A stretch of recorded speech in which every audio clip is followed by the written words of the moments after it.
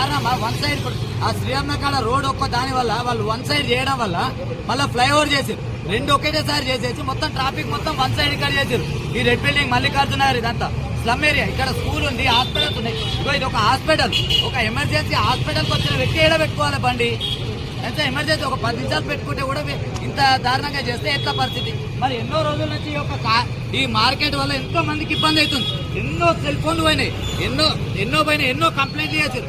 రాడ్లతో వీళ్ళు మార్కెట్ లో కొట్టుకుంటే కూడా ఇంతవరకు వచ్చి చూసిన వాళ్ళు లేరు. కంప్లైంట్ ఇస్తే కూడా బస్తీ వాళ్ళము లెటర్ రైట్ ఇచ్చినాం, పోలీసు వాళ్ళకి ఇచ్చిన ట్రాఫిక్ అప్పుడు లేదు. కానీ మరి వీళ్ళకి ఏ రకంగా ఇట్లా చేస్తున్నారు? మరి అక్కడ ట్రాఫిక్ వన్ సైడ్ చేస్తున్నారు ఎందుకు? ఇక్కడ అంటే ఇల్లు అమ్ముకొని పోవాలా లేకపోతే ఇళ్ళని ఎవరైనా కబ్జా చేసుకుంటారా? వీళ్ళు చేసుకుంటే ఎట్లా? మరి ఎవరిచ్చిన ఏ గవర్నమెంట్